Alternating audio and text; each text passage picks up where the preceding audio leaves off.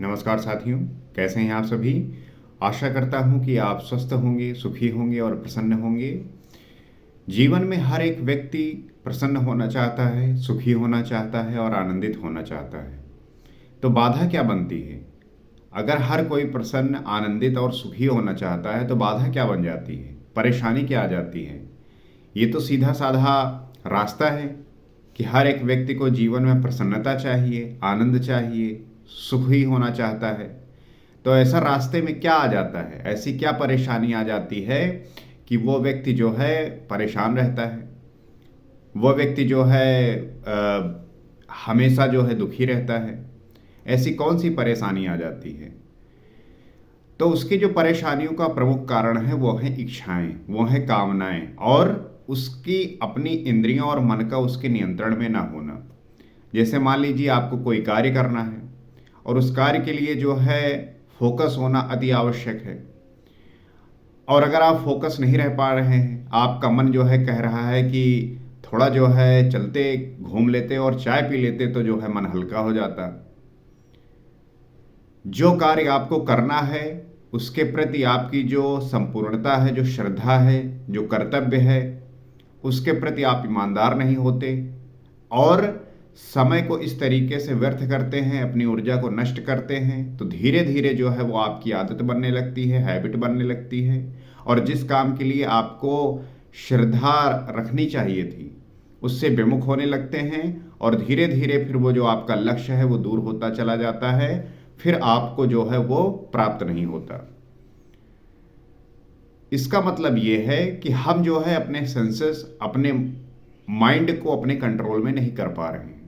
और जब तक आपका माइंड और आपके सेंसेस आपके कंट्रोल में नहीं होंगे, you will not find anything what you want.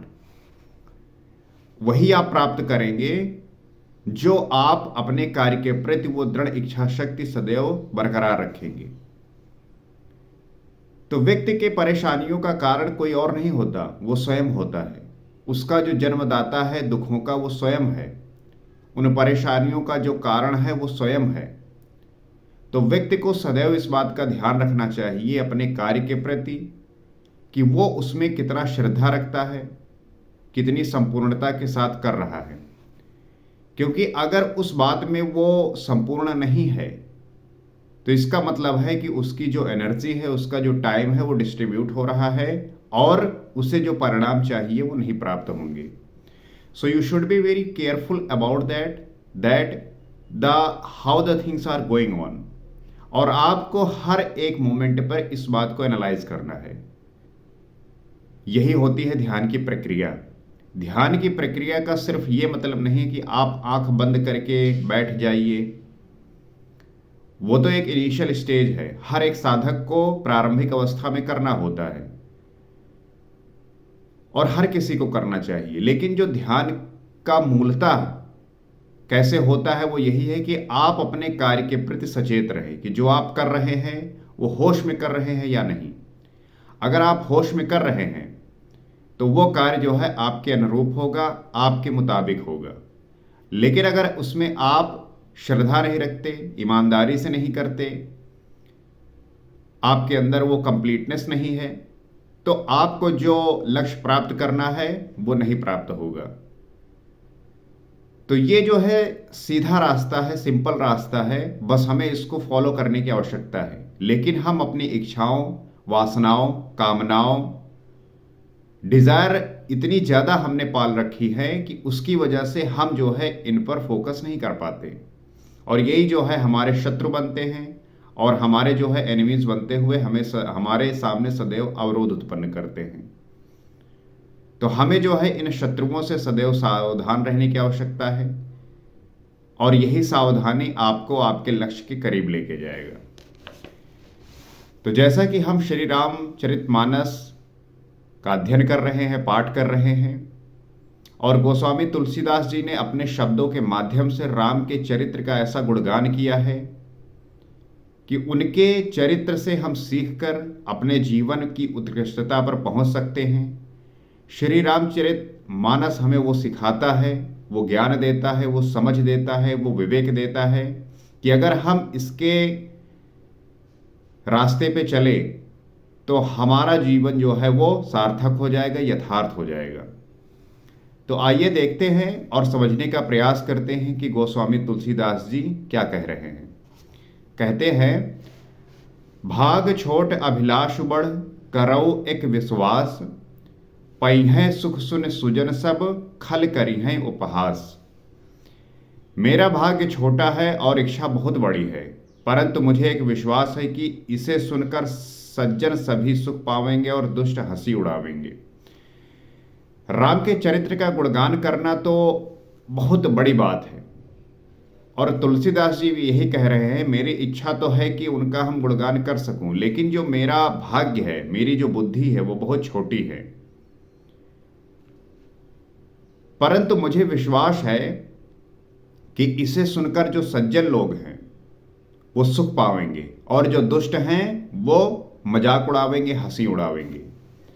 तो इस समाज में ऐसे लोग होते हैं जो आपके भीतर दोष जो है सदैव ढूंढते रहते हैं, जो दुष्ट लोग होते हैं। आपके अंदर 100 गुण हैं, लेकिन आपके भीतर अगर एक भी अवगुण है तो वो जो दुष्ट लोग होते हैं उस अवगुण को ढूंढकर उसकी जो है हंसी उड़ाते हैं, मजाक उड़ाते हैं। लेकिन जो सज्जन लोग होते हैं वो आपके भीतर अगर एक भी गुण है तो वो जो है उसको अप्रिशिएट करते हैं, प्रोत्साहित करते हैं और आपको उससे अवगत कराते हैं कि आप इस पे काम करके आप आगे बढ़ सकते हैं, जीवन की सर्वश्रेष्ठता पर पहुंच सकते हैं। चूंकि तुलसीदास जी कहते हैं कि मेरी बुद्धि बहुत छोटी है, लेकिन राम की जो कथा है, राम का जो चरित्र है वो अथाह है, और मुझे भी यही लगता है कि मेरी बुद्धि बहुत छोटी है, बहुत सूक्ष्म है, बहुत लघु है, परंतु फिर भी ये प्रयास करने की कोशिश, ये समझ, ये जानकारी, और ये आपसे मैं उम्मीद करता हूं कि आप भी जो है इसमें शामिल होकर हम राम के चरित्र का गुणगान करेंगे, उनकी स्तुति करेंगे और उन्हें जानने का प्रयास करेंगे। तो वही गोस्वामी तुलसीदास जी लिखते हैं कि भाग छोट अभिलाष बढ़, करौ एक विश्वास, पैहें सुख सुन सुजन सब, खल करी हैं उपहास। जब आप कोई काम अच्छा करते हैं तो जो सज्जन लोग होते हैं वो उसको अप्रिशिएट करते हैं, उसकी तारीफ करते हैं, लेकिन जो दुष्ट लोग होते हैं वो सदैव जो है कोई ना कोई कमी निकालते रहते हैं। जैसे एक बार क्या हुआ कि घर बनवाया गया, एक सज्जन ने जो है घर बनवाया, बहुत सुंदर घर बनवाया, जो सबसे बेशकीमती संगमरमर थे उससे जो है उन्होंने बहुत अच्छा जो है घर बनवाया, और बहुत सारे लोगों को जो है आमंत्रित किया उस घर को देखने के लिए कि आइए और बताइए कि घर जो है कैसा है। जाहिर सी बात है कि आमंत्रित किया गया तो खाने पीने की व्यवस्था, सारा जो है प्रोग्राम फिक्स हुआ और लोग जो है इकट्ठा हुए, खाए पिए, घर को देखा। तो जब सभी लोग इकट्ठे हुए और उस व्यक्ति ने पूछा कि कैसा लगा, तो सभी ने यही कहा कि घर जो है आपने तो बहुत अच्छा बनवाया, लेकिन एक जगह पे उस व्यक्ति ने क्या किया था कि पूरे घर को बहुत सुंदर बनवाया था, लेकिन एक जगह पे जो है थोड़ा सा उसमें त्रुटि कर दी थी, थोड़ा ऐसा बनवाया था कि वहां पे व्यक्ति को देख के लगे कि यहां कुछ गड़बड़ है, थोड़ी सी, हल्की सी, छोटी सी। तो व्यक्ति क्या हुआ कि अब उस छोटेपन का पैमाना यह है कि 100% में मान लीजिए कुछ 0.5% इतना जो है थोड़ी सी कमी कर दी। जिसे मान लीजिए कोई एक बड़ा सा पत्थर वहां पे होना चाहिए था और वहां पे उसके बदले कुछ ऐसा रखवा दिया ताकि वहां पे लोगों को ये देखकर लगे कि यहाँ कुछ गलत है। तो सारे लोग जो है आए, देखे, तो उनसे जब पूछा तो सभी ने कहा कि घर तो आपने बहुत बढ़िया बनवाया, लेकिन यहाँ पे ये जो है कमी कर दी। तात्पर्य क्या है कि लोग जो है आपकी इतनी सारी चीज़ों को इग्नोर करके जो वो छोटी गलती थी लोग उसको पकड़ बैठते हैं। तो ऐसे ही बहुत सारे व्यक्ति होते हैं, महात्मा होते हैं, जिनके भीतर बहुत सारे गुण होते हैं, उनके उन गुणों को छोड़कर लोग उनके अंदर कौन सी कमी है उसके पीछे पड़े होते हैं। व्यक्ति का तो ये उद्देश्य होना चाहिए कि किसी भी व्यक्ति से अगर उसके अंदर कोई गुण है तो हमें उसका आदर करना चाहिए, और वो गुण आप जब सीखेंगे तो आपके भीतर भी वो गुण आएगा, वो लक्षण आप प्राप्त करेंगे और अपने भीतर उन क्वालिटीज को जो है इन्हेंस करते हुए अपनी पर्सनालिटी को डेवलप करेंगे। लेकिन जब तक आप क्रिटिसाइज करेंगे, आप लोगों की निंदा करेंगे, उनके दोषों को जो है आइडेंटिफाई करेंगे और बेवजह उनकी बातों में उलझे रहेंगे, तो इसका यही मतलब है कि आप अपने समय और ऊर्जा को नष्ट कर रहे हैं, आप अपने टाइम और एनर्जी को नष्ट कर रहे हैं। और यही होता है एक ध्यानी होने का जो है पहचान, कि हमें जो है अपने टाइम और एनर्जी को नष्ट नहीं करना, उसे स्वयं पे लगाना है और हमें जो है निरंतर इष्ट के प्रति चिंतन करते हुए उनके करीब पहुंचना है, उन्हें जानना है, उनके सदृश होना है। तो गोस्वामी तुलसीदास जी आगे कहते हैं, खल परिहास होय हित मोरा, काक कहीं कलकंठ कठोरा, हसई बक दादुर चात कहीं, हसही मलिन खल विमल बत कहीं। कहते हैं, किंतु दुष्टों के हंसने से मेरा हित ही होगा, मधुर कंठ वाली कोयल को कौवे तो कठोर ही कहा करते हैं। जैसे बगुले हंस को और मेढक पपीहों को हंसते हैं, वैसे ही मलिन मन वाले दुष्ट निर्मल वाणी को हंसते हैं। लेकिन दुष्टों के हंसने से मेरा हित ही है। गोस्वामी तुलसीदास जी कहते हैं, खल परिहास होय हित मोरा, कि दुष्टों के हंसने से मेरा हित ही है, क्योंकि जैसे काक कहीं कलकंठ कठोरा, मधुर कंठ वाली कोयल को कौवे तो कठोर ही कहा करते हैं। कोयल की आपने आवाज़ सुनी होगी, कितनी मधुर होती है और प्यारी होती है।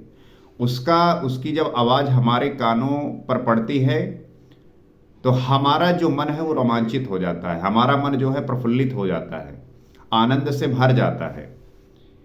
लेकिन वही कौवे जो है उसकी बुराई करते हैं, क्योंकि कौवे का जो आवाज़ है वो कर्कश है, वो आपके कानों को दुखी दिख करता है। लेकिन कोयल की आवाज़ पड़ती है तो मधुर लगती है, प्यारी लगती है, आपको सुनने का मन करता है। वहीं कौवा जब बोलता है तब यही मन करता है कि ये कितनी जल्दी जो है बोलना बंद कर दे। और वैसे ही हंस ही बक दादुर चातक कही, जैसे बगुले हंस को और मेढक पपीहों को हंसते हैं। हंस के अंदर कौन सी क्वालिटीज है ये आपको पता ही है, तो वैसे ही जो है जो बगुले हैं वो उन पे हंसते हैं और जो मेढक होते हैं वो पपीहे पे हंसते हैं। लेकिन पपीहे की कौन सी क्वालिटीज है और हंस के कौन सी क्वालिटीज है ये आपको पता है। कहने का तात्पर्य ये है कि जो दुष्ट लोग होते हैं, जो लोग मलिन मन वाले होते हैं, वो जो निर्मल वाणी वाले लोग होते हैं उन पे हंसते हैं, उनकी जो है बुराई करते हैं, क्योंकि उनके पास ऐसा कुछ करने को है ही नहीं कि वो अपने आप में आत्मसात होकर अपने को जान सके। वो सदैव अपना जो समय है और ऊर्जा है वो दूसरों में जो है नष्ट करते रहते हैं और अपने जीवन को भी नष्ट करते रहते हैं। आगे कहते हैं, कबित रसिक ना राम पद नेहु, तिन कह सुखद हास रस एहु, भाषा भनति भोरि मति मोरी, हसबै जोग हंसै नहीं खोरी। जो ना तो कविता के रसिक हैं और ना जिनका श्री रामचंद्र जी के चरणों में प्रेम है, उनके लिए भी ये कविता सुखद हास्य रस का काम देगी। जो ना तो कविता के रसिक हैं, जिनको कविता पढ़ना और सुनना पसंद ना हो, और जिनका श्री रामचंद्र जी के चरणों में प्रेम ना हो, उनके लिए भी ये कविता सुखद हास्य रस का काम देगी। जो गोस्वामी तुलसीदास जी लिख रहे हैं वो ये है कि जो व्यक्ति कविता का पाठ न करता हो, कविता पसंद ना हो, ना लिखता हो, ना पढ़ता हो, ना सुनता हो, और जिसका श्री रामचंद्र जी के चरणों में प्रेम ना हो, वो भी जो है इसे सुनकर आनंद को प्राप्त करेगा, उसे भी जो है सुखद हास्य रस का जो है काम करेगा। प्रथम तो ये भाषा की रचना है, दूसरे मेरी बुद्धि भोली है, इससे ये हंसने के योग्य ही है, हंसने में कोई दोष नहीं है। गोस्वामी तुलसीदास जी कहते हैं पहली बात तो ये कि इसकी जो भाषा है, जो लैंग्वेज है, वो जो है बहुत प्यारी है,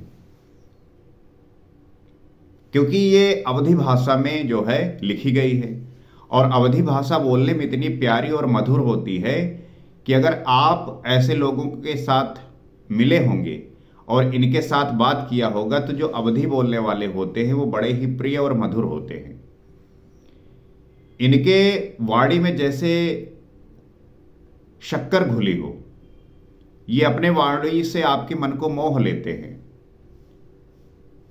अगर आपने जो है लखनऊ के तरफ गए होंगे और वहाँ पे लोगों से मिला होगा, या वहाँ के लोग जो है अवध लखनऊ का ये जो एरिया है, और ऐसे लोगों से आपने मिला होगा तो आप पाए होंगे कि इनकी जो बोली है वो बड़ी ही प्यारी और मधुर है, बहुत स्वीट है, और ये लोग भी बहुत प्यारे होते हैं। तो वही गोस्वामी तुलसीदास जी कहते हैं पहली बात तो कि इस ग्रंथ की जो रचना है वो बड़ी प्यारी है। दूसरी बात कि जो मेरी बुद्धि है वो भी बड़ी भोली है। जो लोग भोले होते हैं लोग उन्हें पसंद करते हैं, क्योंकि उनके अंदर अहंकार नाम की चीज नहीं होती। और जिस व्यक्ति के अंदर अहंकार होता है वो व्यक्ति अपने आप जो है बेकार लगने लगता है, क्योंकि वो अपने अहंकार में अपनी जो स्वभाव है, अपना जो लक्षण है वो खो बैठता है। क्योंकि अहंकार में व्यक्ति जो है वो कर्ता स्वयं दिखने लगता है, उसे लगता है कि मैं ही सब कुछ कर रहा हूं। और जैसे ही वो इस बात को प्रकट करने लगता है अपने वाणी द्वारा, वो जो है उसकी जो सहजता है, उसकी जो सरलता है वो टूट जाती है। और फिर वो जो है लोगों में अपना जो प्रभुत्व है वो स्थापित नहीं कर सकता। लोग जो है उसे एक नीच दृष्टि से देखने लगते हैं। तो इससे ये हंसने के योग्य है, हंसने में कोई दोष नहीं है। तो गोस्वामी तुलसीदास जी कहते हैं कि इसको जो है लोगों को सुनकर बहुत आनंद आएगा, उन्हें मजा आएगा। और जीवन में आनंद का होना अति आवश्यक है, इसके बिना तो लोगों की जिंदगी दुख और संताप से ही भरी होगी, और ये जो है आपको सदैव कष्ट देता रहेगा। आगे कहते हैं प्रभुपद प्रीत न समुझै नीकी, तिनहि कथा सुन लागहि फीकी, हरि हर पद रति मति न कुतर्की, तिन्ह कहु मधुर कथा रघुवर की। जिन्हें ना तो प्रभु के चरणों में प्रेम है और ना अच्छी समझ ही है, उनको ये कथा सुनने में फीकी लगेगी। जो लोग ईश्वर को जानने का प्रयास नहीं करते, मैं मानना ही नहीं कहूँगा, क्योंकि जब आप बैठते हैं तो आपका जो एफर्ट्स है वो आप शून्य कर देते हैं, जीरो कर देते हैं। और ईश्वर को जानना है, मानना नहीं। अगर आपने मान बैठे तब आपने सब कुछ खो दिया, क्योंकि जो भी महान आत्मा हुए हैं, जो भी संत हुए हैं, उन्होंने जाना है, माना नहीं। गोस्वामी तुलसीदास जी श्री रामचंद्र जी को जाने हैं, माने नहीं। जैसे ही आप मान बैठते हैं, इसका मतलब कि किसी दूसरे के विचार को आपने अपने जो है अंदर आत्मसात कर लिया। आप अपने विचारों से जो है उन्हें जानने का प्रयास करिए।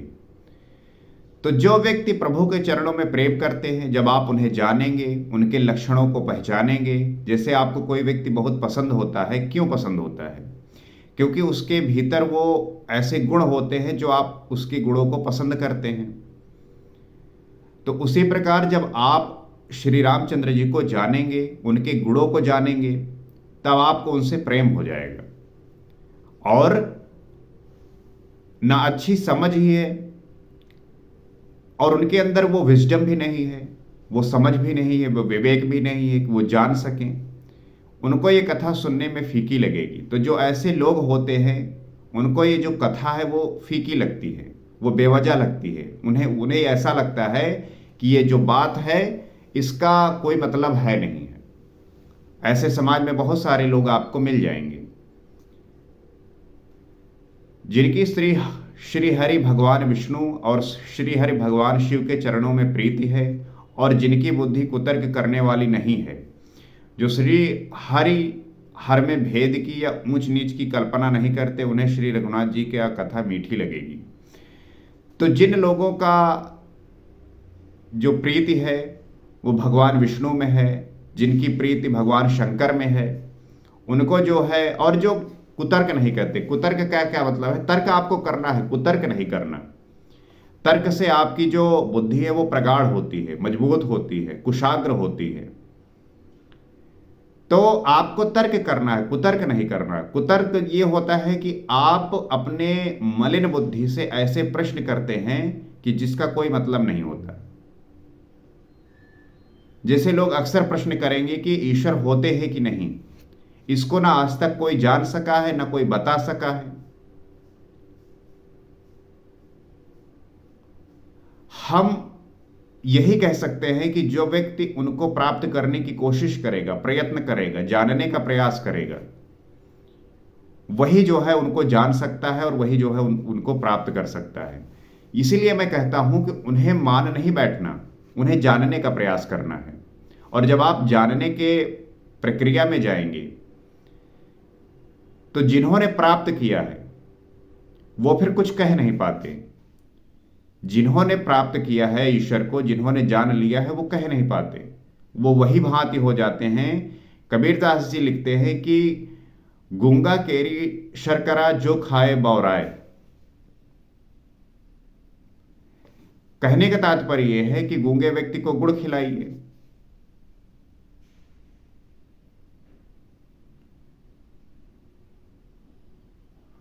और गूंगे व्यक्ति को गुड़ खिलाने के बाद उससे पूछिए कि इसका टेस्ट कैसा है। अब गूंगा व्यक्ति आपको क्या बताएगा कि गुड़ का टेस्ट क्या है? उसी प्रकार से ईश्वर की भक्ति होती है। जिसको ये प्राप्त हो गई वो बता नहीं सकता कि उसको क्या प्राप्त हुआ है। उसको तो जो आनंद मिलना था वो मिल गया है, उसको जो प्राप्त होना था वो प्राप्त हो गया है। अब वो बता नहीं सकता, वो बस महसूस कर सकता है। तो इसी प्रकार जब आप भी भक्ति करेंगे तब जो है आपको ये प्राप्त हो सकता है। और जब कोई व्यक्ति पूछेगा कि आपको क्या प्राप्त हुआ, आप बता ही नहीं पाएंगे।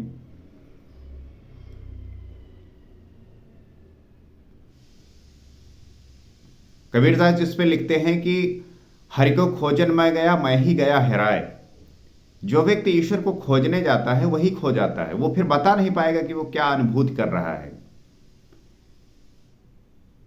ये वही व्यक्ति महसूस कर सकता है, वही व्यक्ति जो है इसको जान सकता है कि वो क्या जो है महसूस कर रहा है। आप भी भक्ति करेंगे, आप भी जानने का प्रयास करेंगे तो आपको भी जो है उनकी भक्ति मिलेगी और आपको भी जीवन में आनंद आएगा।